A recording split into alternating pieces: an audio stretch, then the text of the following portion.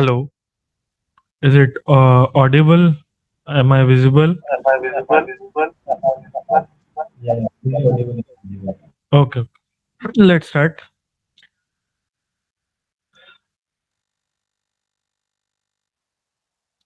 So, very good afternoon, everyone. My name is Ambuj. I am a research scholar at Agricultural and Food Engineering Department, IIT Kharagpur, and I will be taking your live interactive session for the course Farm Machinery. This course is taught by Professor V.K. Tiwari, Director, IIT Kharagpur. What I'll be doing in this particular session, I'll be posting some of the objective type questions before you based on the previous week's content. You have to answer them using the chat box. Before jumping right to the questions, we'll look into some theoretical aspects. Okay. So the previous week, that is week 11 content was based mainly on threshing. Threshing is the operation of detaching the grains from the spikes, panicles, ear heads, cobs or pods. Okay. This can be basically achieved by rubbing action, okay, or impact action or stripping action. Here in this particular figure, you can see various types of threshing methods, which are hand beating, okay, then threshing with bullocks, mechanical threshing, okay, as well as mechanical threshing can be broadly classified into two particular domains. First one is manually operated threshing, okay, or it is power operated threshing. Okay. The basic principle of threshing is the thresher separates the grain from the stalks. Okay. Stalk is the part of the grain kernel. Okay. Which is just a cover. Okay. We have to separate the stalk or the stalk part. Okay. From the grain cob. Okay, consists mainly of a revolving cylinder and the concave. Okay, here in this particular figure, you can see one drum is there, then bar is there. Okay, bar or ras bar is there, or metal sheet casing is there, and feeding shaft is there. Okay, these are the basic parts of our thresher. Okay, yes. Next, what are different types of threshing cylinders? First type is drummy hammer mill type. Okay, hammers are provided at a periphery of the drum and threshing is done by the impact action. In the right hand side figure, you can see the first type of thresher, which is drummy or hammer mill type. Okay. Then there is axial flow type. It consists of spike tooth cylinder. Okay. Upper casing is provided with helical lowers and a separate thrower unit for discharging the long stroke. Okay. Main point here is this, that the design is different in both the cases or in all of the cases, but the basic principle, which is the separation of the stalk from the grain, is remains the same. Okay, and any of the action which is either impact action or the beating action or the stripping action is being used here. Okay, then raspberry type is there. Bars having helical protrusion, okay, are mounted on the periphery of the cylinder, fitted with an upper casing and an open concave at the bottom of the cylinder. You can very well say here the raspberry type. Another one is spike tooth type, okay, where you are provided rectangular or round spikes, okay, at the periphery of the cylinder. Then wire loop type, another type is there. Okay, all of these types would be more clear to you when you will have your practical classes. Okay.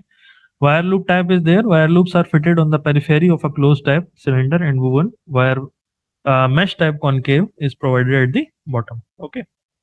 These are the basic types of the threshing cylinder. Okay. Moving to the design of the concave. Okay.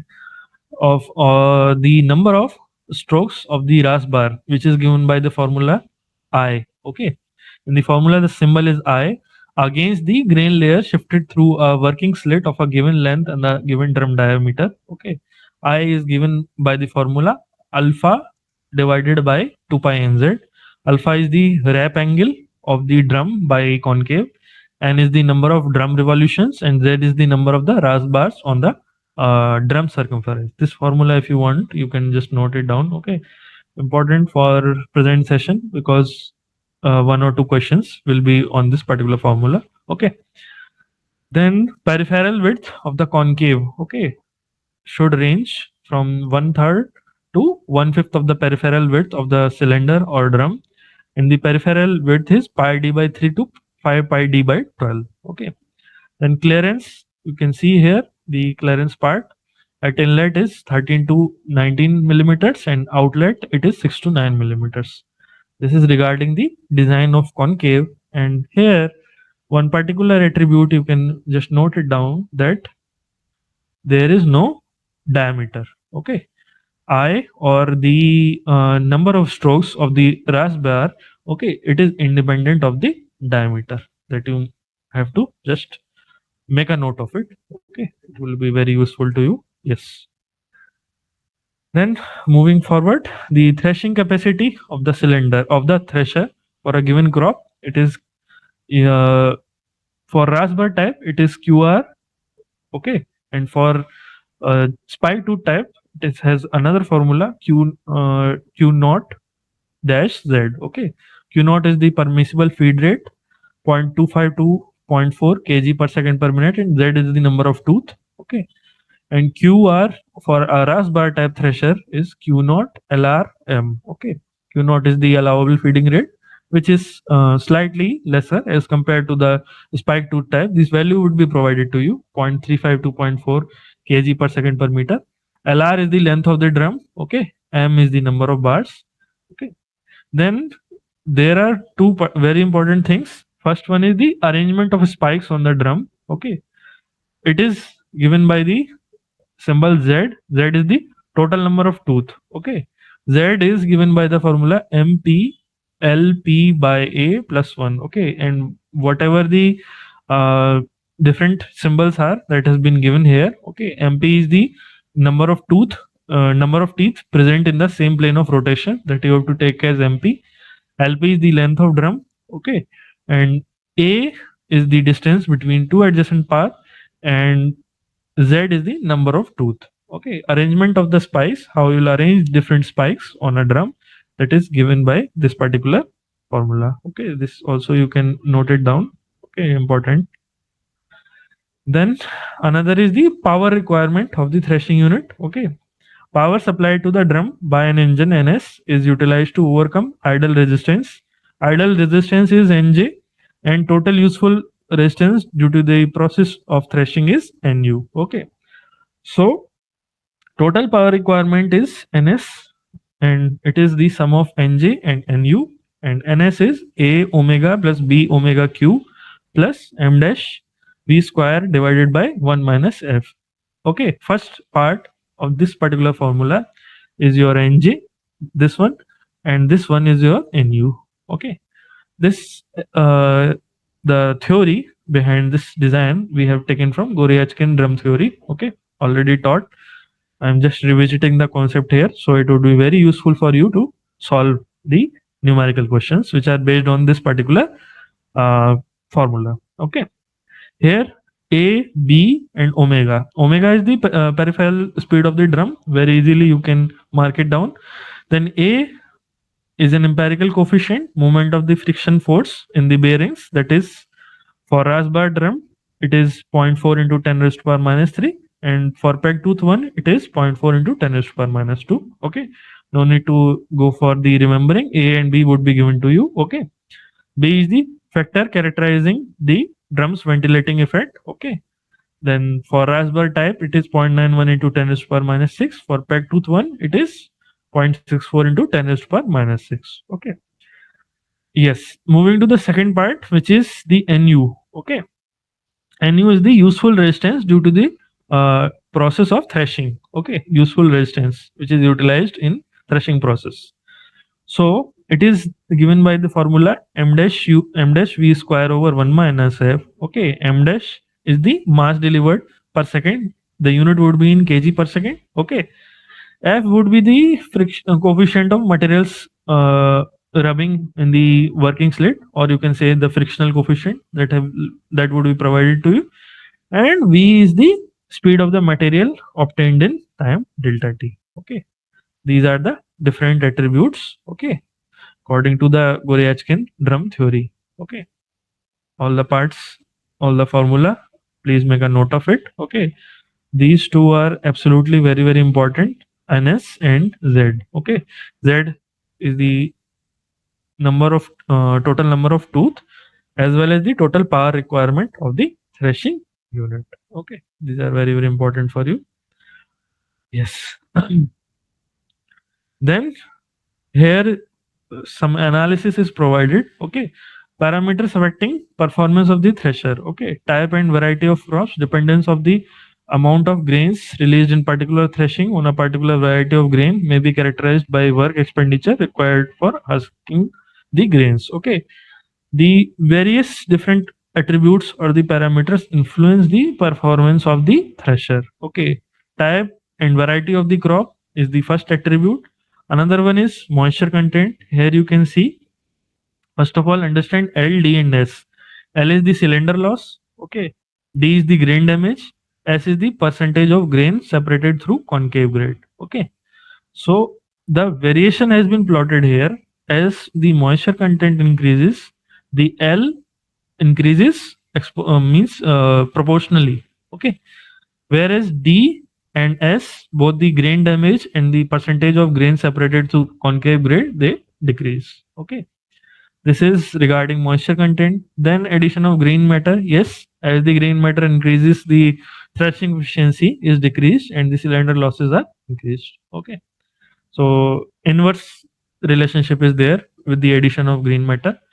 Then you try to see straw grain ratio. Okay, with the increase of straw to grain ratio, the threshing efficiency is decreased. Okay, this is the thing. Why so? Because the percentage of straw is increasing. Okay, with respect to the grain, and the efficiency, I'll tell you in the next slide, that would be the directly proportional to the quantity of grain getting threshed. Okay, yes. Cylinder losses are increased, but the grain damage is decreased. Okay, this is the thing.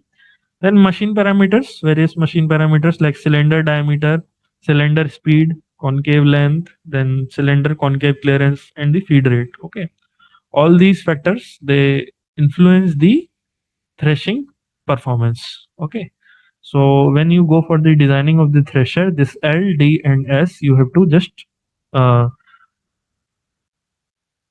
design according to the while keeping in mind all the losses. Okay, an optimal value you have to obtain for the L, D, and S. When you will overlap all these plots, then you will get that particular value where the all the losses would be minimum. Okay, that particular L, D, and S means that you have to go for them. Okay, this is how design optimization is done. Okay, then what is the how to evaluate the performance of a thresher?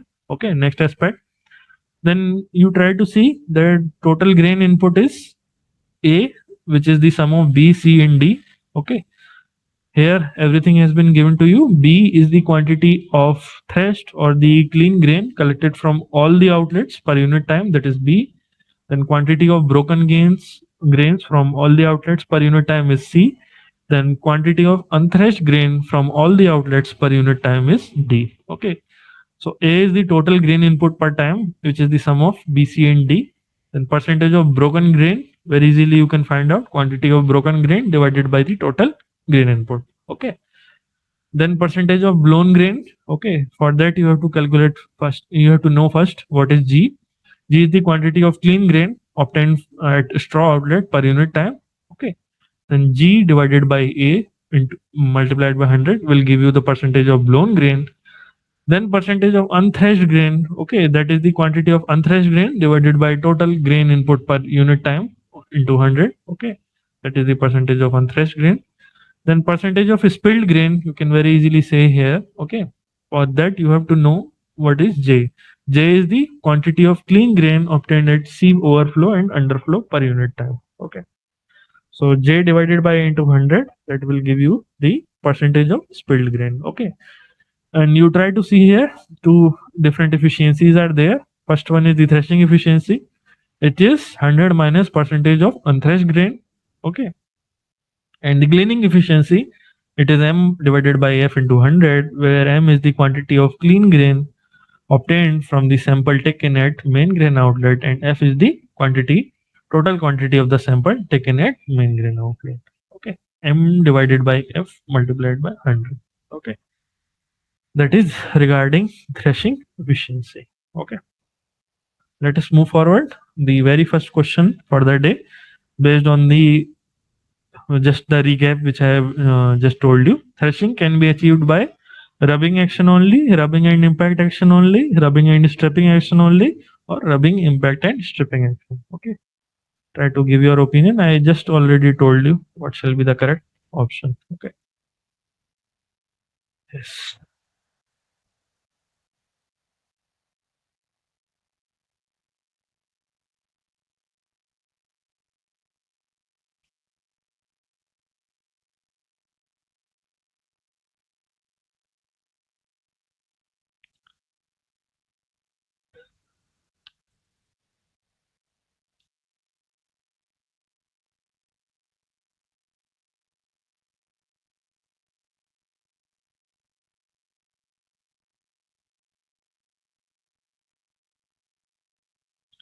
C, rubbing and stripping action only. Okay,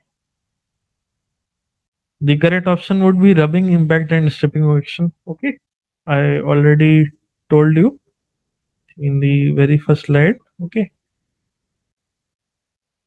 rubbing, impact and stripping action. Okay, yeah, that has been given. Okay, no problem. Do keep this in mind that all three actions are responsible for threshing. Okay, threshing can be achieved by any of these three methods. Okay, rubbing, stripping and impact. Okay, yes. Threshing can be achieved by a combination of the actions rubbing, impact, stripping. Yes, threshing, what is the purpose? Separating grain from stalk. Okay, the part of the plant where the grain is attached, or and chaff, the covering of the grain. Okay, after harvesting. Yes, multiple actions are required, and in a in a complete thresher. Okay, all these three actions are utilized. Okay, rubbing, impact and stripping. Rubbing, it loosens the grain, okay, from the stalk by friction. Okay, then impact, when you will beat the crop with the flail. Okay, or the any general tool or a drum. Okay, it applies force to the dislodge the grain. Then stripping, it uses combs or similar mechanisms to pull or scrape off the grains from the stalks. Okay, this is particularly stripping action you can see in the header part of the combine. Okay, in the previous lecture I told you about this. Then effective threshing often employs a combination of these actions to achieve optimal separation of the grains. Okay. No, all these three actions have to work unanimously. Okay. And separately, the particular threshing process cannot be achieved. Okay. So these three are invalid. Okay. Separately, they are invalid, but the combination is valid for the complete threshing of the grains from the stalk. Okay, let us move forward. Okay, it looks complex, but I gave you the hint in the already in the my short brief of the previous week's content. Okay, during the design of a thresher, if the diameter was increased by 20%, then the number of strokes of the rasbar, okay, against the grain will also increase by 20%, remain the same, increase by 20%, decrease by 20%. Okay, already told you the formula. Try to solve. Okay, try to give your opinion, then we will discuss.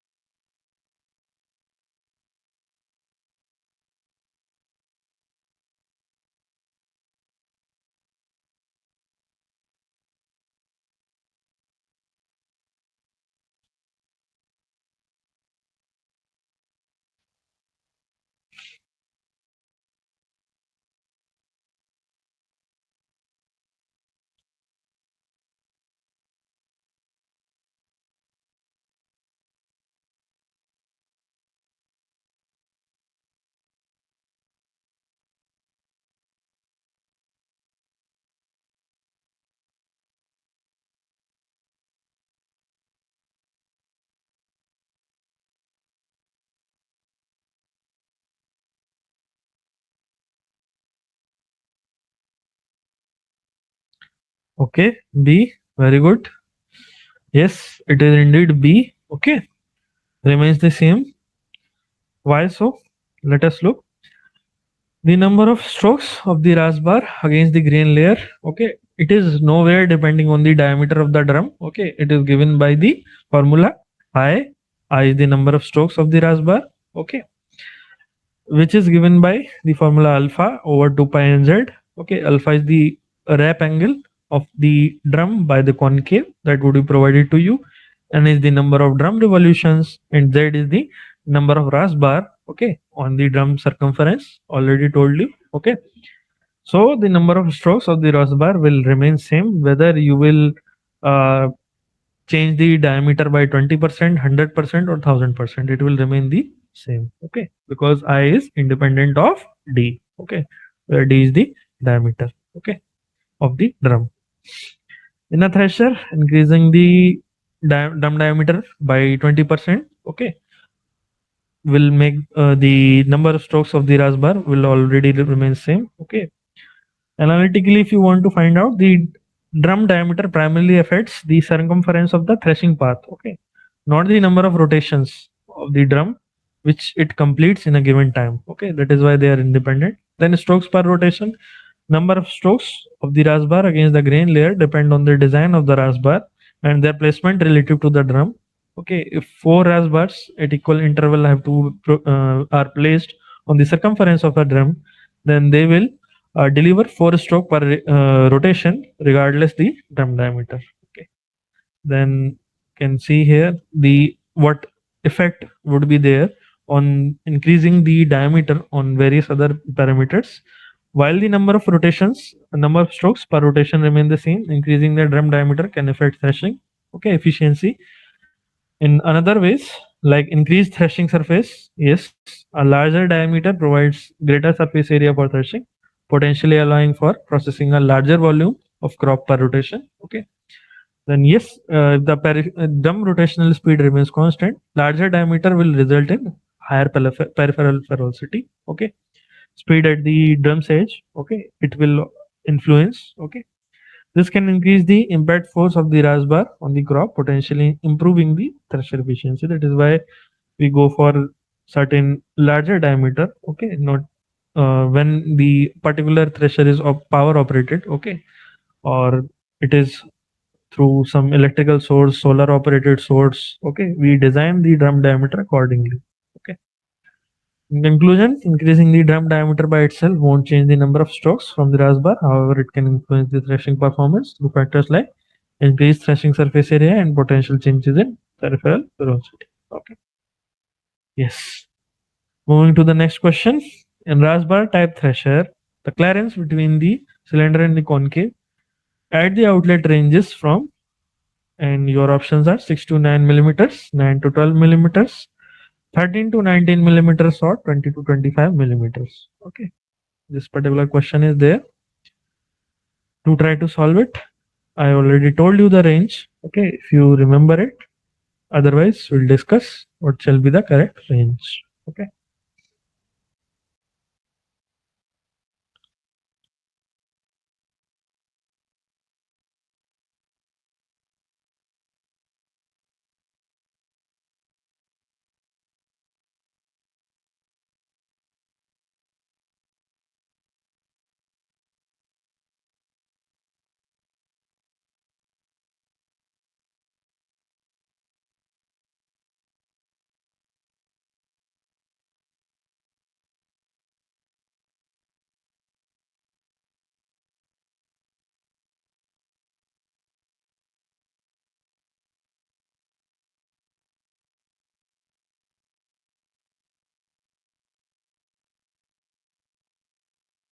I remember 9 was there, so either A or B. Okay, good.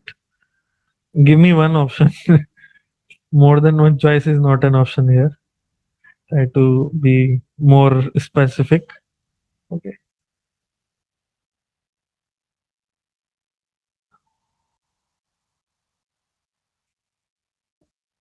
A, B, or both is not an option. Okay.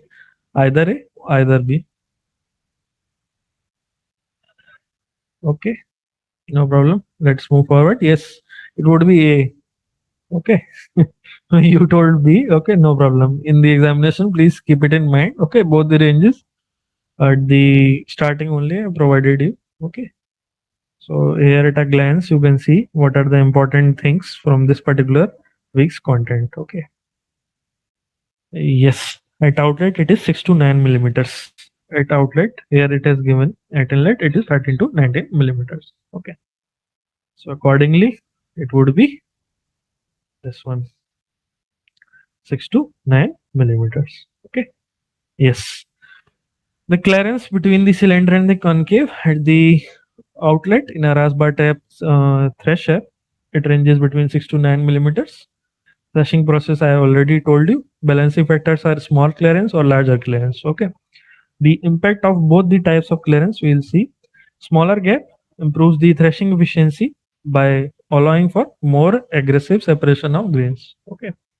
The smaller would be the uh, gap between the cylinder and the concave, the more aggressive separation will take place. Grain separation will take place, but at the same time, what will happen? The percentage of broken grains will increase. Okay, this you try to note down. Okay, larger clearance, however, an excessively small clearance can lead to problems like damage to the grains. I already told you due to excessive impact or increased power consumption due to higher friction between cylinder and concave. Okay. So ideal clearance depends on various optimal factors like crop type, threshing condition, okay, that you have to keep in mind.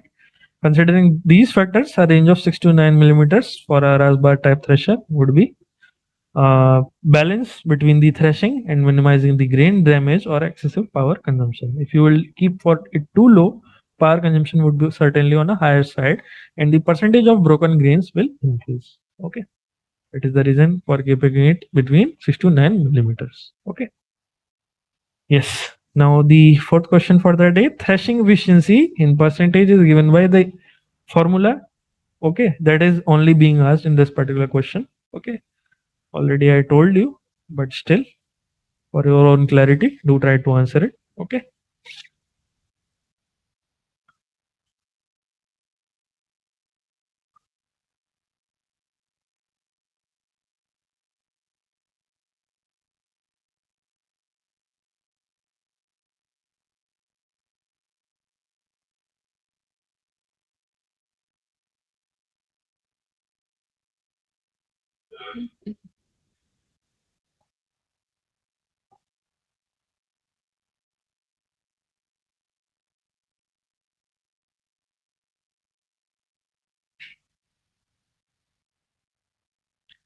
D. Okay, very good. Yes. 1 minus percentage of unthreshed grains. That was the original formula which I told you. Okay. It is indeed this one. 1 minus quantity of unthreshed grains obtained from all the outlets divided by total grain input. Okay. If you will just factorize it, it would be total grain input minus quantity of unthreshed grains obtained from all the outlets. Okay. That will give you the actual quantity of threshed grains divided by total grain input. Okay. Multiplied by 100. Okay. This is indeed correct. Okay. Threshing efficiency represents the effectiveness of threshing process in separating the desired clean grains from total crop field fed into the machine. Okay. Then unthreshed grains. Okay. These are the grains that remains attached to the stalk or the chaff. Okay. After the process. Yes. The entire logic I have told you. Okay. Here you can see after the class is over why the particularly we have designed this formula. Okay. Why not some other attribute? Okay. Yes.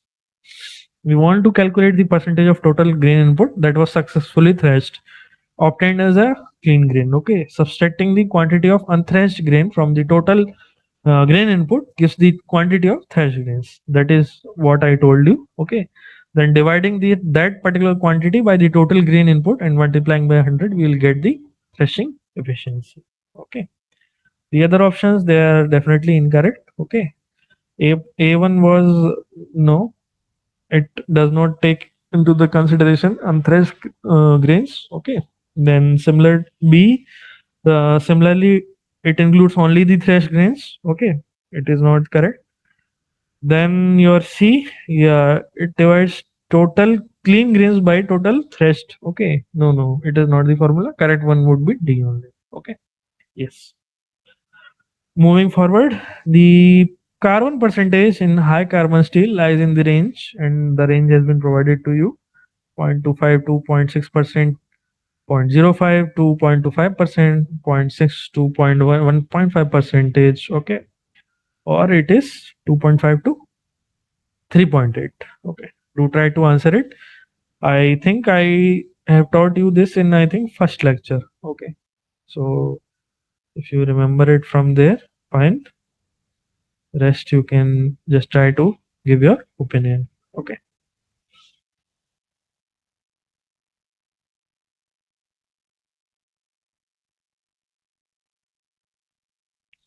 C. Okay. 0.6 to 1.5%. Okay. Very good. It is indeed C. 0.6 to 1.5 percentage. Okay. The carbon percentage in high carbon steel lies in the range 0.6 to 1.5 percentage. Okay. Low carbon steel, it is 0.05 to 0.15% carbon content. Okay. Then medium carbon, 0.3 to 0.6% carbon content.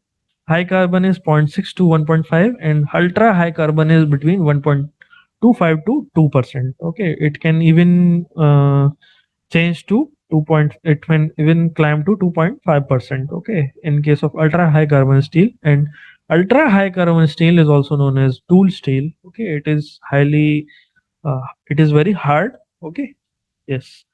Higher carbon steel makes steel stronger and harder, but less textile. Okay, it is less ductile or less malleable. Okay, the range of zero point 0.6 to 1.5 percentage for high carbon steel, it provides a good balance between these properties, making it suitable for various tools and the components that require higher strength. Okay, and wear resistance. Okay, as we are increasing the percentage of carbon in our steel, the hardness increases. And the effect of the various parameters, various properties, I already told you. I'm repeating once. As you will be increasing the carbon content in the steel, your hardness will increase, whereas your ductility or malleability will decrease. Okay. Yes. Now let us move forward. Okay. This is the sixth question for the day. The heat treatment process of a metal using the case hardening method is done by heating the metal above the recrystallization temperature and then cooling it slowly, heating the metal at a very high temperature and then cooling suddenly by quenching in liquid, or introducing additional carbon in the outer shell of the metal, or D, all of the above. Okay, do try to solve it. The heat treatment process of a metal using the case hardening. Okay, I'll tell you the each and everything. Okay, first try to give your opinion, then we'll discuss in great detail. Okay.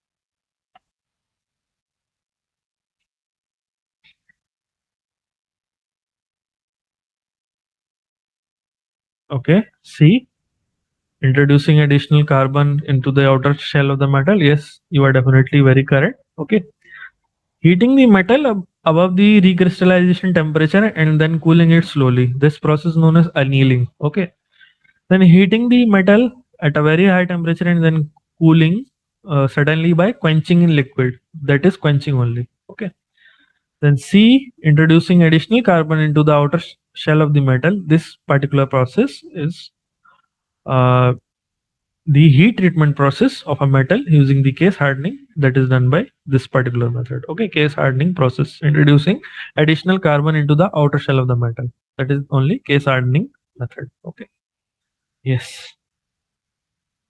Out of the given options, most accurate description of case hardening method is the or this particular C option, introducing additional carbon into the outer shell of the metal. Okay, this method aims to create a hard outer surface of on a metal piece while preserving a softer or more ductile core. Okay, I already told you in certain functions, so in certain applications, we need to have our metal in such form and manner that the outer shelling has to be hard, whereas the inner shelling has to be somewhat ductile. Okay, In those particular cases, we tend to use this particular case hardening method. Okay. Example of the tool or the implement in which the case hardening method is used is your uh, hammer drill. Okay. Not hammer drill, the hammer crushing machine. Okay. Which can apply a force of up to 40 tons, 50 tons. Okay. The crusher. Okay. That particular uh, implement or the that particular tool. Okay. It is somewhat like this. Okay. Hydraulic crusher. Okay. That particular tool is having a very hard outer core, but inside it is soft because it has to absorb the various impact forces which are generated while the crushing process takes place. Okay, this is important for you to note that down. Okay, in case of your hydraulic crusher.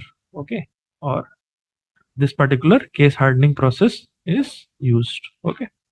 Then carbon introduction, why we are introducing the carbon in the outer shell? Yes, we are typically introducing carbon or nitrogen into the outer layer of the metal, increases the carbon content in the surface region, only in the surface region, making it harder due to the formation of harder components like iron carbides. Iron carbides or Fa3C, okay, this is the hard compound which develops at the surface in the case hardening process. Okay.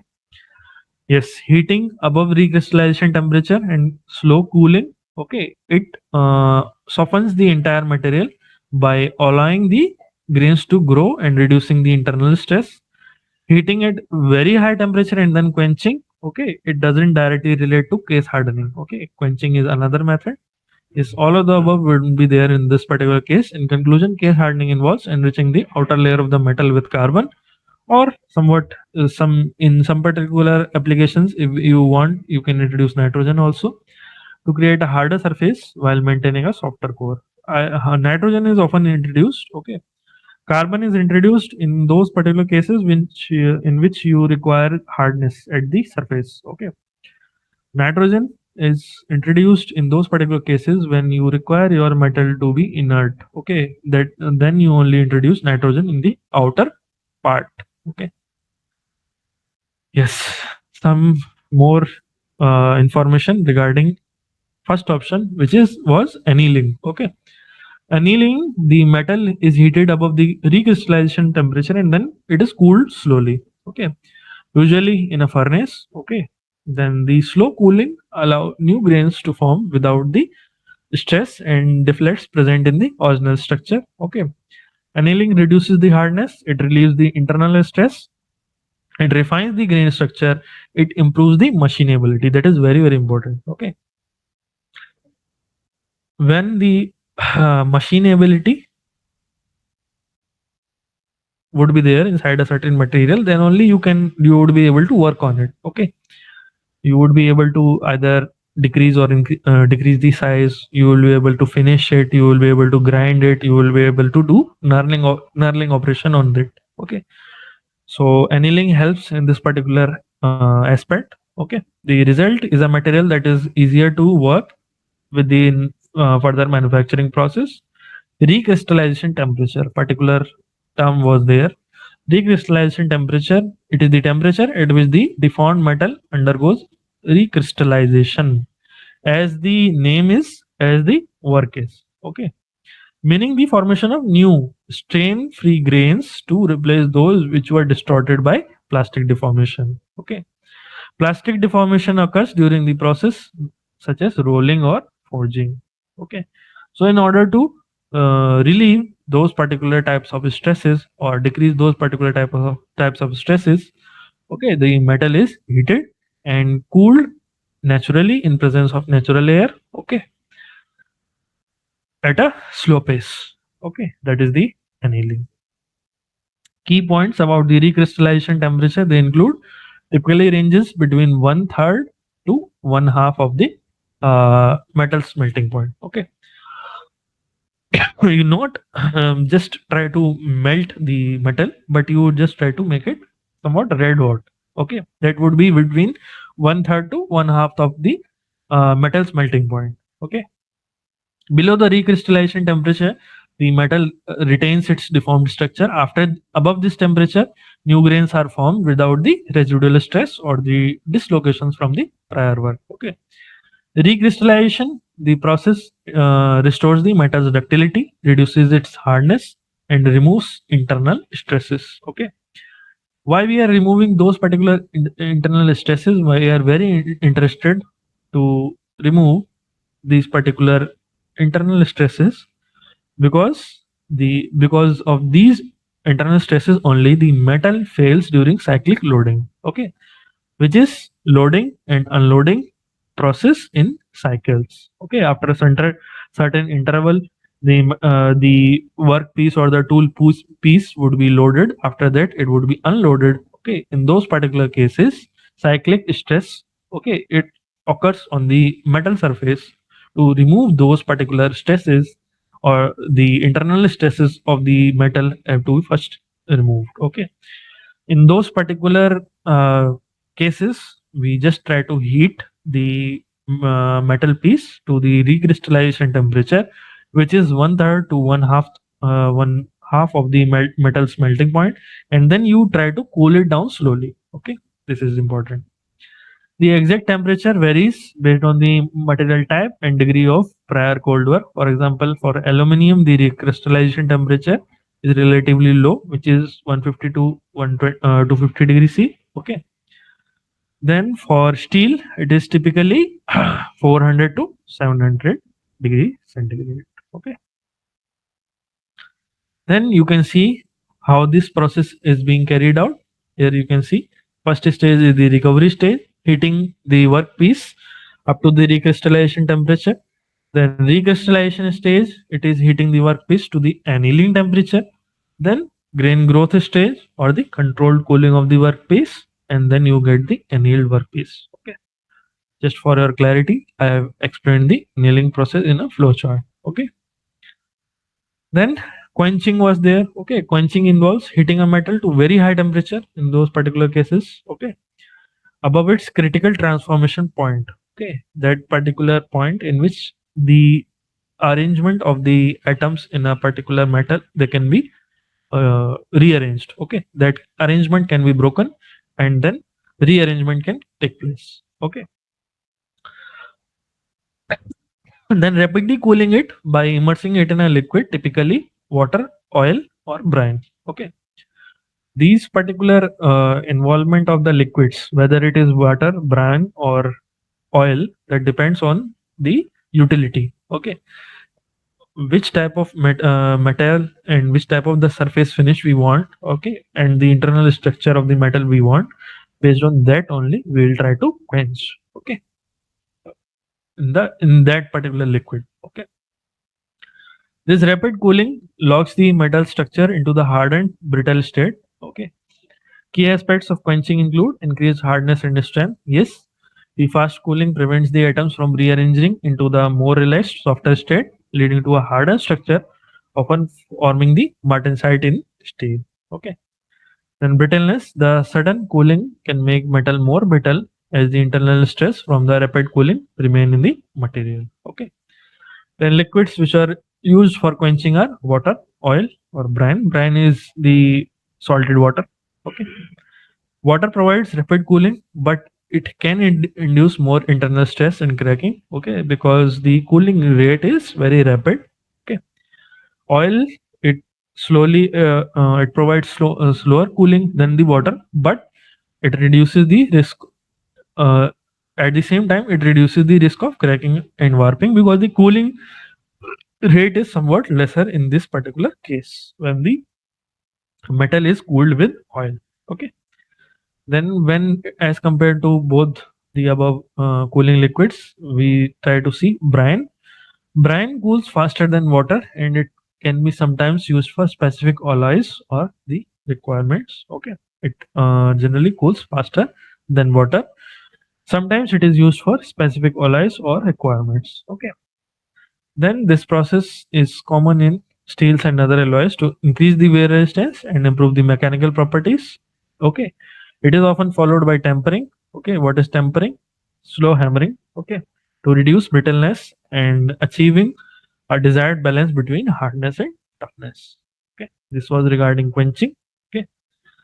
Here you can see how quenching process is taking place. Okay. In this particular image. Okay. The cooling liquid is there in this particular tub. Okay. Now the red hot metal. Okay. Above the critical transformation point or the critical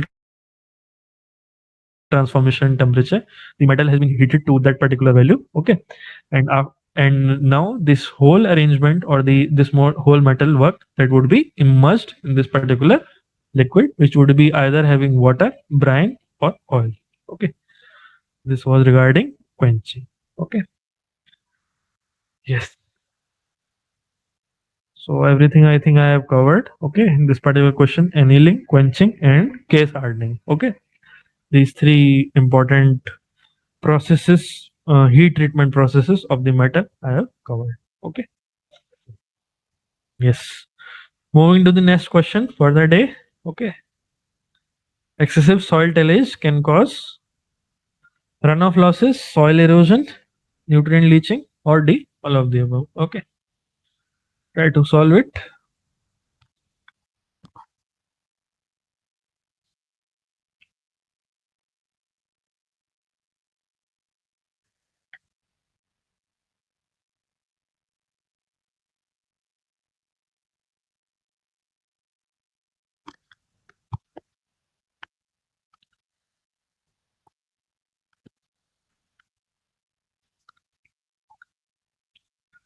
All of the above. Yes. Very correct. Excessive soil tillage can indeed lead to runoff losses, soil erosion, nutrient leaching. Okay, both these three factors. Okay, tillage disrupts the soil structure. Okay, it is the process of breakage of the soil structure or the inversion of the layers of the soil. Okay, tillage breaks down the soil aggregates. Okay, which are lumps of the soil particles. Okay, it can have negative consequences when it is done in excess. For example, the runoff losses. Okay, when the soil structure is compromised, it becomes less able to absorb the rainwater. Okay, leads to increased surface runoff, carrying away valuable topsoil and nutrients. Okay, this is first thing. Okay, then the soil erosion. Yes, the first layer of the soil or the uh, basal layer. Okay, that is the most resistance to the soil erosion. Okay, increased runoff can cause soil erosion where wind or water detaches the carries away the soil particles. Okay, overall fertility of the land will also get reduced if the tillage is done in excess. Then yes, nutrient leaching can also take place because disrupted soil structure allows the nutrients like nitrogen and phosphorus to leach into the deeper soil profile because the vegetation due to excessive tillage has been completely disrupted. Okay, the microorganisms, the flora and the fauna of the soil, okay, they have been completely destroyed. Okay, so potentially beyond the reach of plant roots, the nutrient will leach down. Yes, it will take place. Reduces the availability of these essential nutrients for the crops. Okay. What is the impact of excessive tillage? Yes, excessive tillage can significantly contribute to these problems. Okay, all the three problems which I mentioned: runoff losses, soil erosion, as well as the nutrient leaching. Okay. Minimizing the tillage practices and adopting alternative methods like the no-till farming. Okay, in those particular cases only farmers can be able to maintain a healthy soil structure, reduce erosion and improve the nutrient retention. Okay, this is important. Then moving forward, these 8, 9 and 10 will be the numericals. Okay, for the present session. A multi-crop thresher having a rasbar type cylinder is used to thresh paddy crop. Okay, area of frontal surface of the rasbar is 3 meters square. Okay, the mass of air set in motion by the drum is 3.2 kg per second and the bulk density of air is 1.225 kg per meter cube. Number of strokes of the ras bar against the grain layer is 12, and the coefficient of proportionality is 0.55. Then what is the speed of air in the threshing zone? Okay, how will you calculate it? Already told you the formula. Okay, once again I'll tell you. Okay,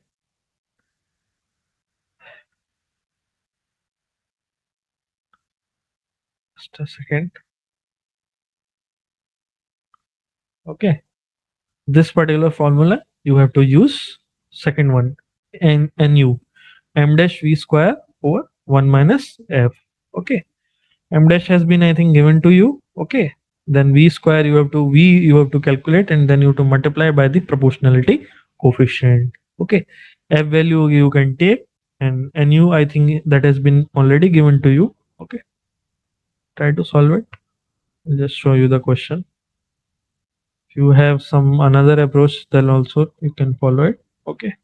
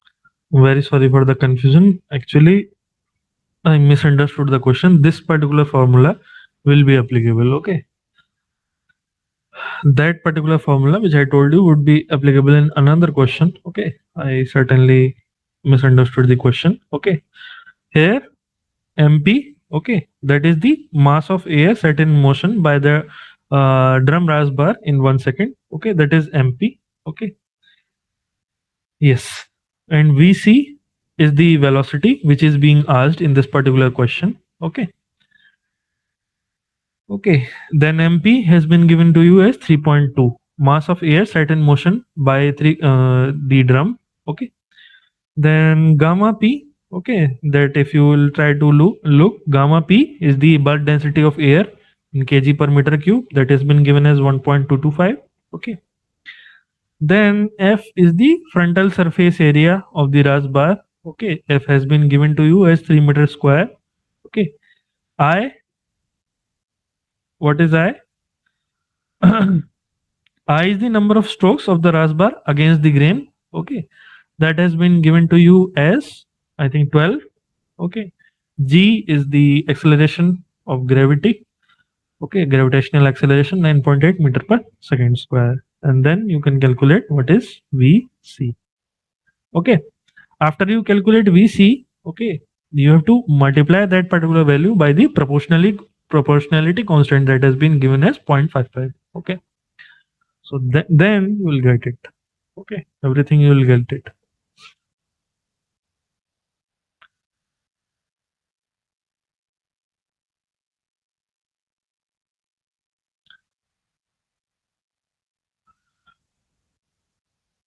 that particular formula which I told you, that is applicable for the power requirement. Okay. In this particular case, the speed of air in the thrashing zone that has been uh, asked. Okay. Why it is important? It is important so that we can design the blower accordingly. Okay. Which can provide us the speed of the stock. Okay. In this particular range. That is why it is important, so that the threshing, the grain in the stock can get separated. Okay. So everything has been given to you. Just try to calculate VC first, then multiply it by the proportionality constant. Okay. Then you will get the correct option.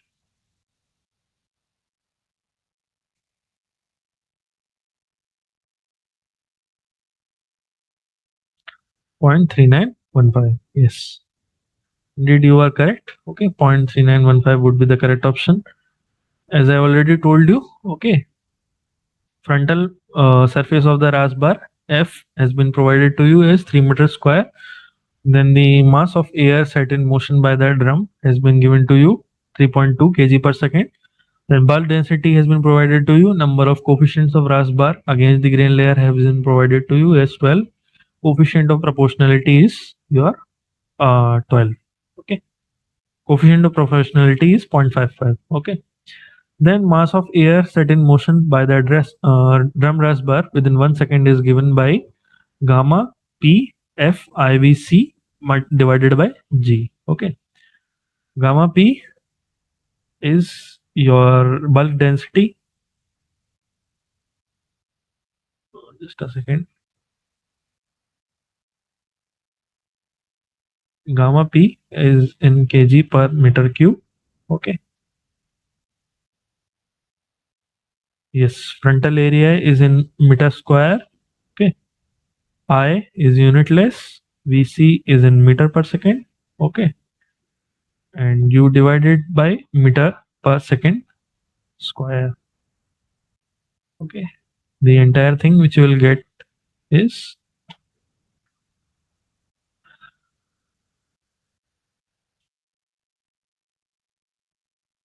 meter per second, I think. The unit which you will get is uh, everything will get cancelled eventually. Okay. Kg per second, which you will get. Kg per second. Okay.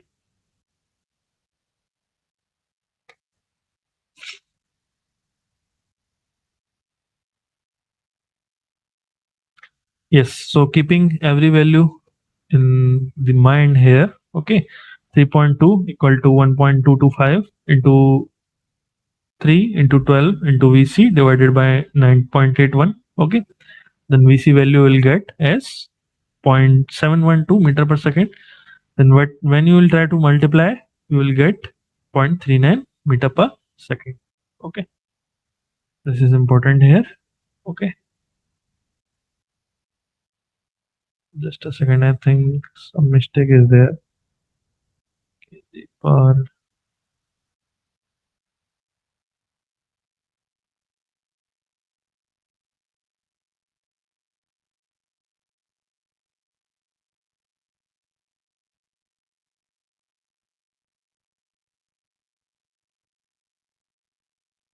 okay. Let us move forward. Okay. Next question. A multi-crop thresher with a spike tooth cylinder is used to thresh soybean crop. Diameter and length of the cylinder are 520 millimeters and 1280 millimeters respectively. Distance between the adjacent paths is 40 millimeters. Number of teeth present in the same plane of rotation is 4. Number of teeth on the periphery of the cylinder will work out to be okay. That you have to determine. Okay. So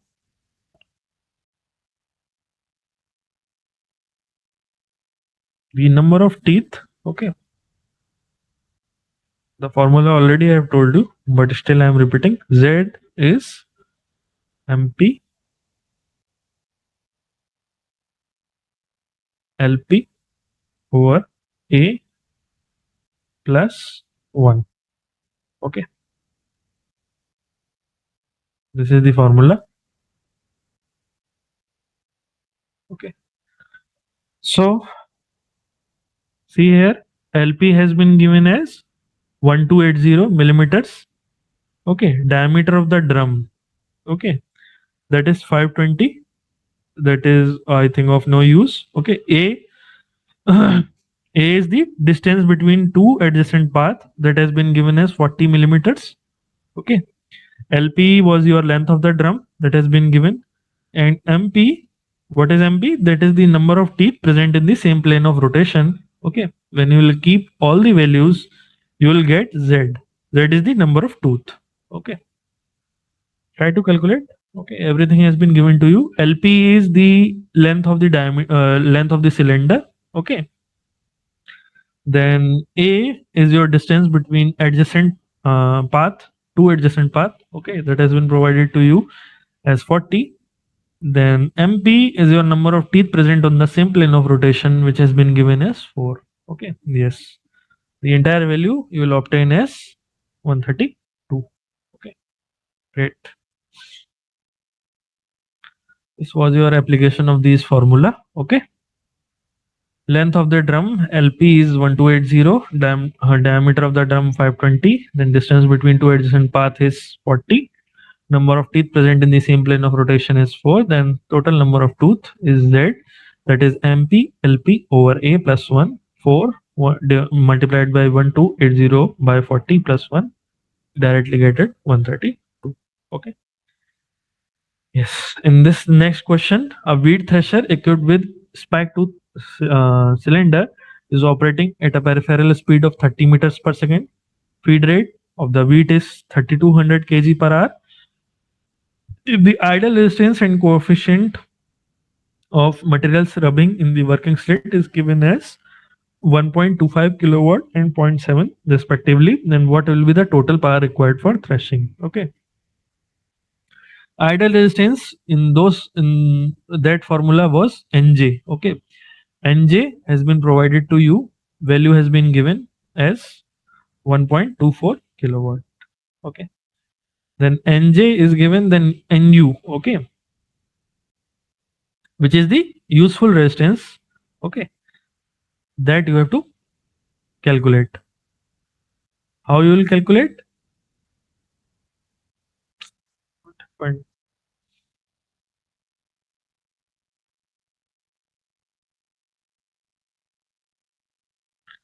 Nu is would be equal to m dash v square over 1 minus f.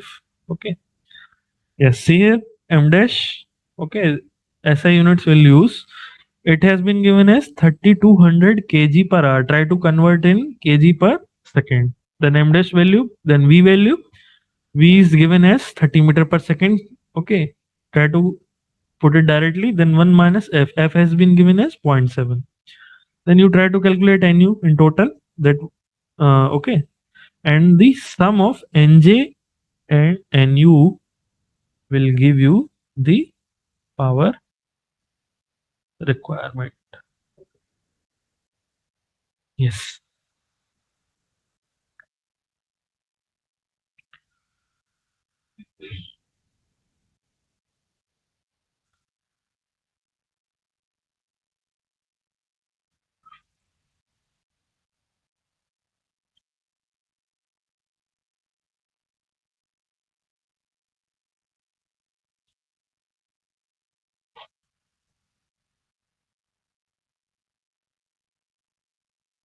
Yes.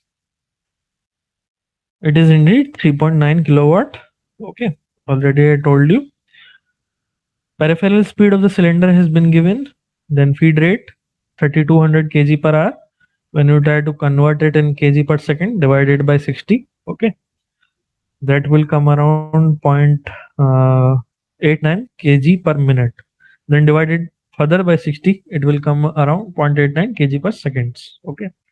Coefficient of materials rubbing in the working state is zero point 0.7. Then Nj is given as idle resistance 1.24 kilowatts. Okay. Then Nu, try to calculate m dash v square over 1 minus f, that is 0.89 into 30 square over 1 minus 0.7, 2.67 kilowatt, and the sum is 3.9 kilowatt. Okay. Yes.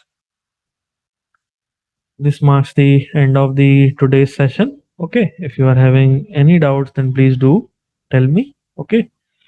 Rest you can kindly leave. Do join the session next week at the same timing. And one particular extra session or summary session is there on 12th from 3 p.m. onwards. Okay. Same link would be used. Okay. Sunday. Sundays, I think, yes, it is 12th only. Okay. No, Saturday is 12th, 13th. On Sunday, 13th, one particular extra summary session is there. Okay. Please do join it. I'll tell you the entire course summary in brief. Okay. So that you will be prepared for your examination. Okay. Please do cover all the PPTs, all the sessions which I have conducted. Try to solve the numericals once again. Okay. And then you will pass in the examination with flying colors. Okay. Please do prepare well. Okay. Yes. Thank you so much.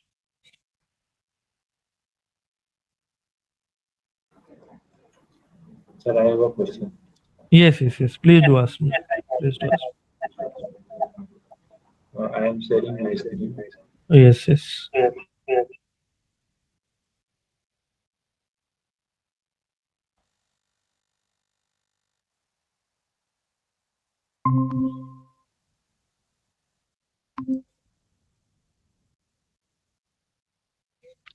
The most appropriate conservation tillage practice for arid and semi-arid regions. Okay. What do you think so? What shall be the correct option according to you? I think zero ticket should be the answer, but I am not sure Yes, about it. yes, yes. Zero tillage should be the answer. Why? Why? Because the minimum disruption we have to provide it. Okay, in the soil, so that the mulch, okay, which is there on the surface of the soil, it gets mixed with the soil. Okay, so that the conservation of moisture can take place. Okay, the growth would be maximum. Another point is this, that the soil erosion will get minimized. Okay, that is the two different aspects. That is why we go for zero tillage. Okay. Yes, minimum tillage can also be an option. Okay, second most correct one would be minimum tillage only. Okay, but the practice is somewhat different. Okay, so both can be an ideal competitor of the correct answer. But mulch tillage, it is. I don't think it is a correct type of tillage. And deep tillage, no, we don't go for deep tillage unless until the hard pen is of the soil is there. Okay, then we go for deep tillage. Okay. Yes. So it is an assignment question. So should I mark for zero tillage? You are asking an assignment question. Don't do that. Assignment questions are only for your own practice. Okay. Previous assignment question, if you would have asked me, okay, that would be fair. But the upcoming assignment question, if it is there, then please solve yourself. Okay. I I have, cannot help in that. I have solved 9 out of 10, but this was confusing, so I was having a doubts. Okay, okay. The present assignment question, I think you should not ask me. Okay. Previous assignment question, if it is there, then please do ask me. Okay. Okay, sir. Otherwise, it would be an unfair advantage to you. Okay. Okay, sir.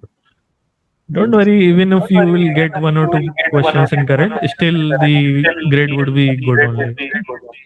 But the major proportion of the marks is with that offline examination which we take. Okay. So for that, please do prepare well. Okay. Yes, sir. Yes. All the very best. Thank you, sir. Have a nice day, sir. Bye. Okay.